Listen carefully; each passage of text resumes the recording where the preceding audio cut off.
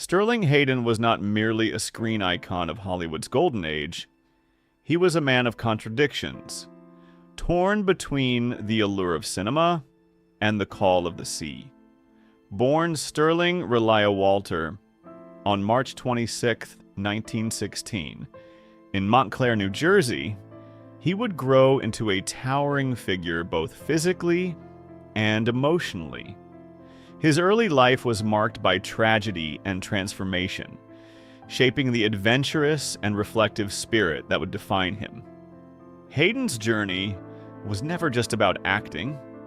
It was about seeking authenticity, navigating personal demons, and balancing the public eye with deeply private passions. Early life and formative years. Hayden's childhood carried both loss and reinvention. After his father died unexpectedly, his mother remarried, and he adopted his stepfather's surname, Hayden. Even as a boy, he exhibited a restless curiosity, rejecting conventional paths. School never captivated him. He dropped out and found freedom at sea. Sailing became his sanctuary, teaching resilience, independence, and respect for nature's unpredictability. These early experiences instilled a lifelong affinity for adventure and self-reliance. The sea offered not just work, but identity. A space where Hayden could explore the world on his own terms, far from the societal expectations that would later follow him to Hollywood. A reluctant entrance into Hollywood. Hayden's entry into acting was almost accidental. Standing 6 feet 5 inches with commanding presence and rugged good looks, he was noticed by Paramount Pictures despite lacking formal training. Early films like Virginia, 1941, and Bahama Passage, 1941, showcased his charisma. Yet Hayden saw acting primarily as a way to fund his true passions. Hollywood admired his beauty, marketing him as a leading man, but he resisted being typecast. He regarded the screen as a necessary but hollow pursuit, a means to continue sailing and living on his own terms. This ambivalence toward fame would recur throughout his career. Heroism and service in World War II. Hayden's life took a profound turn during World War II. He put his burgeoning career on hold and joined the Office of Strategic Services, the precursor to the CIA. Operating under the alias John Hamilton, he undertook perilous missions in Europe and the Balkans, supplying resistance fighters in Yugoslavia and Italy. His bravery earned him the Silver Star and Bronze Arrowhead, honors that testified to his courage and commitment. These experiences shaped his worldview, deepening both his political skepticism and his appreciation for human resilience. The war left an indelible mark, informing his later distrust of authority and his embrace of socialist ideals. Post-war Hollywood and the Red Scare. Returning to Hollywood after the war, Hayden found the industry increasingly incompatible with his values. In 1951, during the height of the Red Scare, he was subpoenaed by the House Un-American Activities Committee. Having briefly joined the Communist Party, he reluctantly cooperated, naming others, a decision he later called the great shame of his life. The guilt haunted him, influencing his writing and acting choices. His autobiography, Wanderer, 1963, reflected this inner torment, chronicling his struggles for authenticity in a conformist world. Hayden's post-war life highlighted the tension between survival in Hollywood and adherence to personal integrity. Iconic film career. Despite his conflicted relationship with Hollywood, Hayden delivered some of its most memorable performances. In The Asphalt Jungle, 1950, he portrayed a doomed criminal with understated intensity, while The Killing, 1956, solidified his reputation for complex, brooding characters. Perhaps his most iconic role came in Stanley Kubrick's Dr. Strangelove, 1964, where he embodied General Jack D. Ripper with darkly satirical brilliance.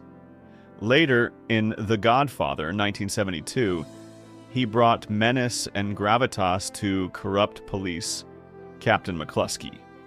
Hayden's screen presence was always grounded in realism, reflecting his ability to infuse characters with depth, moral ambiguity, and a sense of lived experience.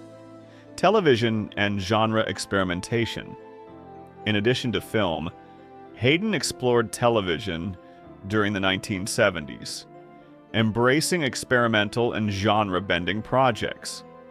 He appeared in the Canadian science fiction series The Star Lost, which combined speculative storytelling with philosophical undertones.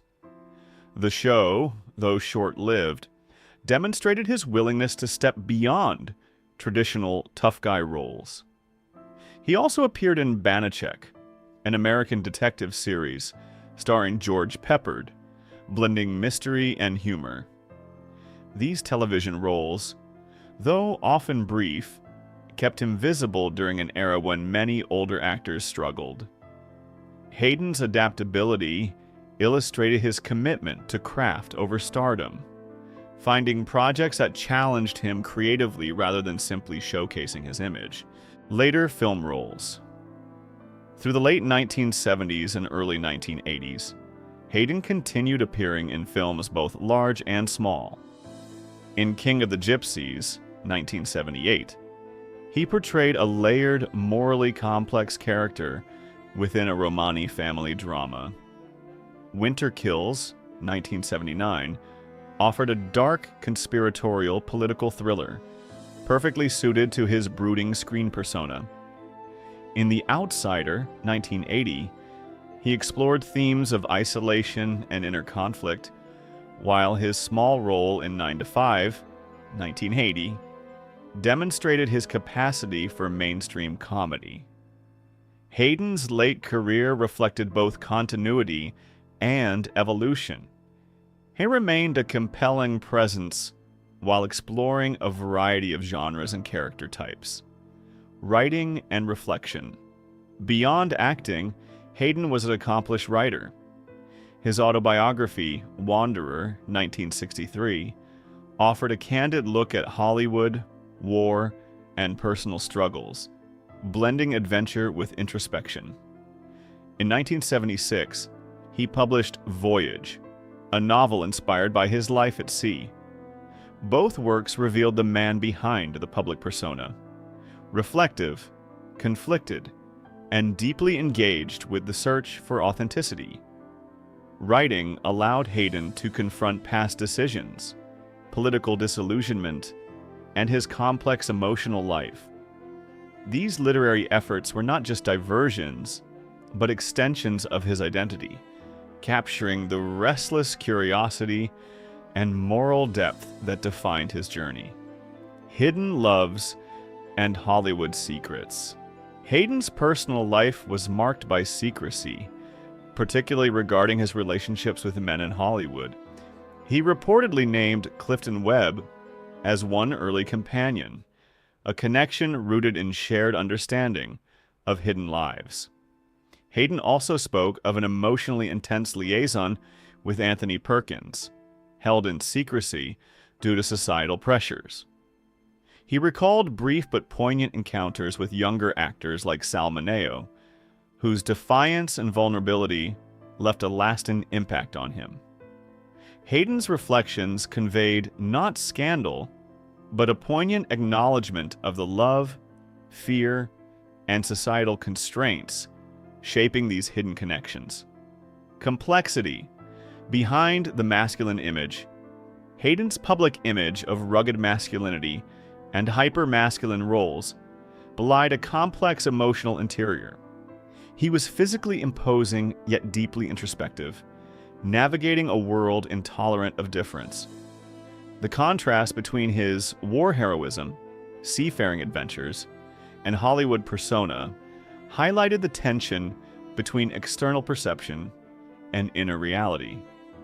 His writing, film performances, and personal revelations demonstrated a man grappling with societal expectations, private desires, and ethical dilemmas.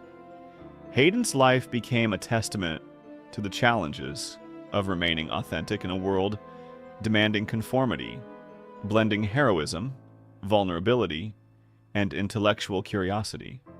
Legacy and final years. Sterling Hayden passed away from prostate cancer in Sausalito, California in 1986 at the age of 70. His life remains a study in contrasts: actor and sailor, celebrity and outcast, secret lover and public figure. Hayden's influence extends beyond his performances, inspiring admiration for his courage, moral integrity, and refusal to compromise his identity for convenience. He remains emblematic of a generation of actors who navigated Hollywood's pressures while pursuing authenticity, adventure, and self-discovery. In remembering Hayden, one honors both the artistry he brought to screen and the depth of life lived fully, fiercely, and quietly heroic.